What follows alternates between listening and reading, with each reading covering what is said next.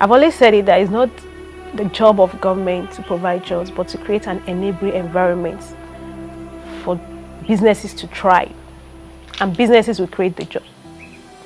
And I think creating an enabling environment, providing security on the road, is a way to create an enabling environment for businesses to thrive. In recent times, insecurity has been a major challenge faced by farmers in Nigeria.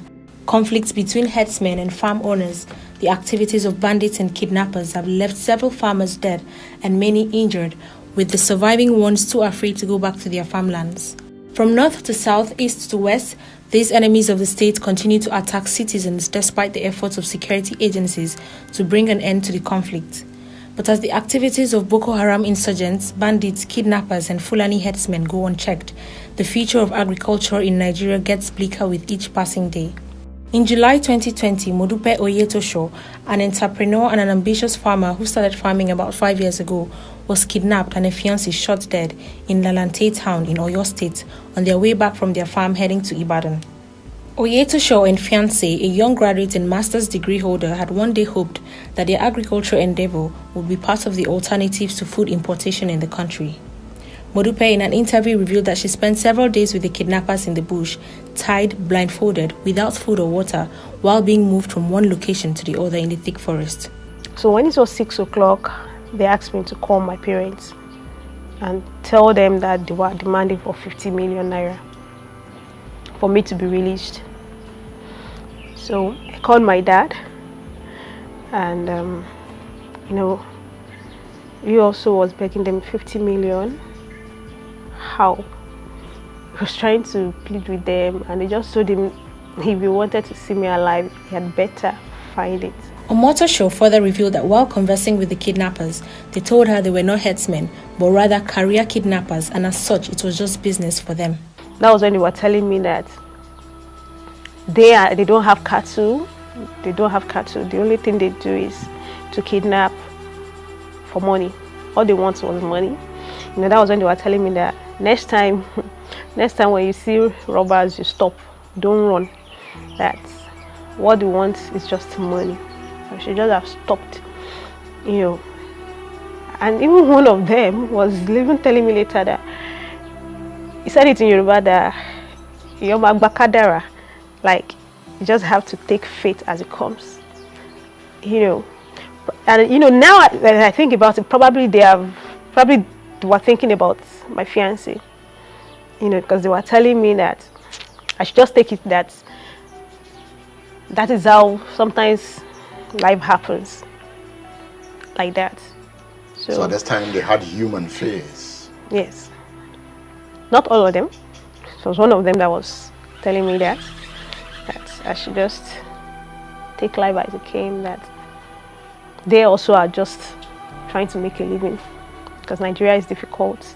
So I've seen what the God could do. So I was really, really scared at that time. I was begging my dad that, what, anybody, I was almost like telling him that even if you can go enter the road and just be asking anybody for cash, just try and raise this guy's money, because they were desperate to live at that time.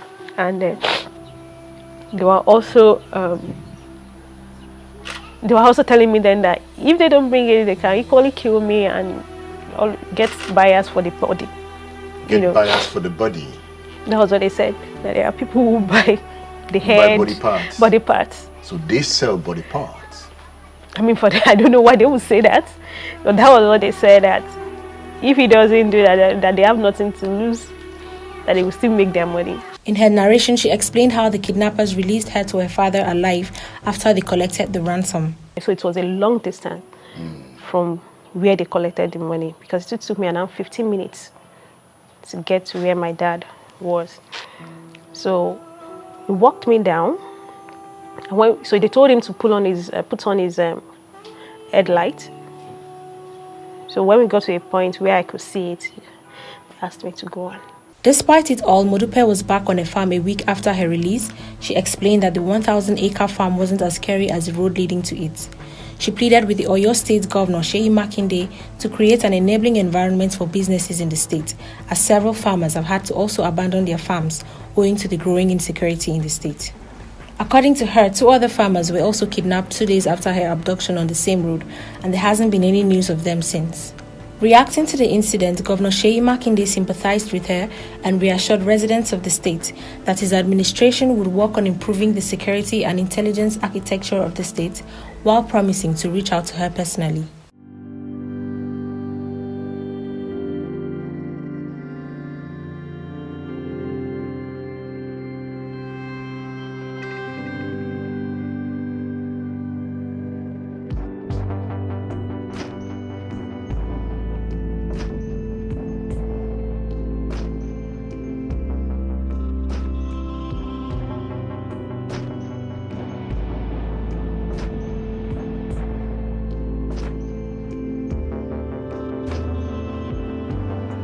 The movement of herdsmen and subsequent clashes with farmers in communities in recent times has heightened insecurity in Nigeria, especially in northern states and by extension in other parts of the country. Climate change, which has made herdsmen to migrate south in search of grazing land and pastures, has always pitched them against farmers and host communities whose farmlands are usually invaded and destroyed by their cattle.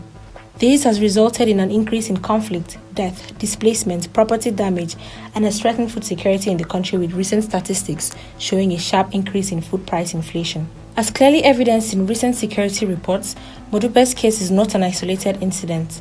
In a related incident in Ibusa, Oshimili local government area of Delta State in May 2020, 100 farmers fled as Fulani herdsmen invaded and attacked them on their farmlands.